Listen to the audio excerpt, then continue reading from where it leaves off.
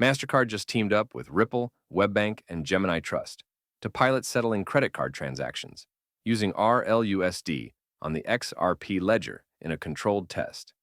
Yes, we're talking about the payments rail behind your plastic moving value on Ledger with bank-grade controls. That's a big deal because it tests whether stablecoin settlement can safely compress the slow parts of legacy clearing without breaking anything consumers touch. Everything here is for educational and entertainment purposes only, not financial advice. Always do your own research before making any investment decisions. If clear, no hype crypto education helps you make sense of all this. Hit like and subscribe. It tells YouTube this series is worth showing to other newcomers, and it helps me keep building it for you. So what does settle a card payment on a blockchain actually mean? When you tap your card, that's authorization. When banks reconcile totals, that's clearing. When money finally moves between institutions, that's settlement. This pilot explores replacing part of that last leg with RLUSD, moving on the XRP Ledger between regulated counterparties. In the legacy world, settlement batches on business days, with funds netted across many transactions and moved by wires or ACH. Those processes introduce time, cutoffs, and operational overhead banks call float windows.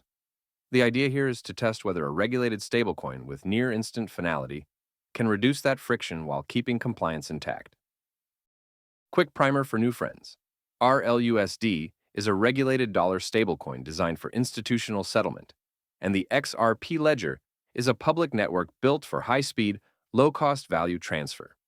On XRPL, issued currencies like RLUSD use opt-in trust lines that define who can hold or interact with a token.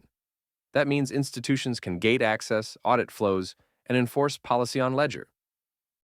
Those trust lines sit alongside compliance controls most people never hear about. Issuers can freeze funds in a sanctioned situation, and clawback lets them reverse assets under defined rules many regulators expect. It's not Wild West crypto, it's programmable, bank-style risk management at the ledger layer. Now picture a day in the life of card settlement. Authorizations and merchant funding still run through Mastercard's network and normal rules, so the checkout flow doesn't change for you or the merchant. But when it's time for issuer and network or acquirer to settle positions, the pilot tests using RLUSD transferred on XRPL to close those balances faster and with an immutable audit trail. Think about your credit card bill not changing for you at all, yet the banks behind the scenes reconciling in seconds instead of waiting for batch windows. That's the difference between message layer payments and value layer settlement. You still pay the same merchant, but the plumbing underneath becomes faster, cleaner, and more predictable. Why does finality matter? On XRPL, transactions confirm in a few seconds, and then they're done, which helps Treasury teams reduce intraday uncertainty and potentially lowers the buffer capital they need around slow cutoffs. Faster settlement and clear audit trails can also streamline reconciliation, dispute processes, and reporting. Let's map the cast. Mastercard brings the network rules, the merchant and issuer connections, and the operational scale. WebBank is a supervised U.S. issuer with experience in modern card programs, so it makes sense as a bank counterparty for tests. Gemini Trust contributes regulated trust and custody capabilities, the kind that keeps stablecoin balances accounted for and segregated. Where does Ripple fit beyond RLUSD? Ripple operates institutional rails, Prime for liquidity access, and GTreasury for corporate cash management, which means treasurers can move, hedge, and rebalance around on-ledger flows using familiar enterprise tools. If you caught my earlier videos on Prime, GTreasury, and Rail integrations, this pilot is the logical next test of that stack in mainstream retail payments. A quick, friendly explainer on the Federal Reserve and master accounts for anyone newer to banking.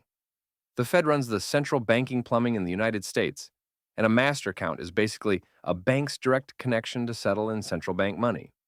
Stablecoin pilots like this don't replace the Fed.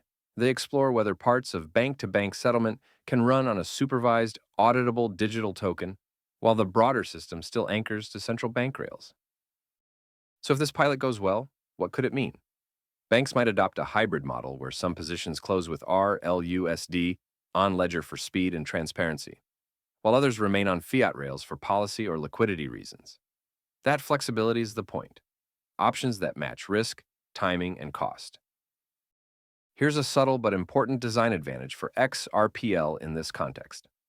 Compliance features such as trust lines, freeze, and clawback are native to the ledger, not ad hoc smart contracts.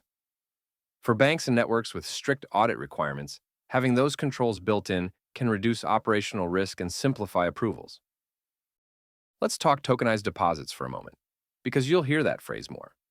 A tokenized deposit is a bank deposit represented as a token under bank control, distinct from a third-party stablecoin. Over time, banks could test settling a tokenized deposit position against a stablecoin position, and XRPL's model is designed to support both under tight policy controls. Consumers often ask if interchange or rewards change when settlement moves faster. Interchange is a pricing framework set by networks and subject to regulation. So this pilot isn't about changing cardholder perks overnight. It's about operational efficiency and precision, not speculation. What about risk and guardrails? Pilots like this usually run with clear limits, transaction caps, time windows, and predefined fallbacks to legacy rails if a threshold is hit. Wallet policies, key management, and disaster recovery protocols are part of the test, just like throughput and cost. How does this compare to other network experiments you might have heard about? Several payment firms have tested stablecoin legs for settlement, typically with narrow scopes and careful controls. The differentiator here is combining a household name card network with a bank issuer and a trust company, while using a ledger that embeds compliance features by design. If you're wondering about XRP and all of this, here's the straight answer without hype. The pilot is about RLUSD settlement, not price action.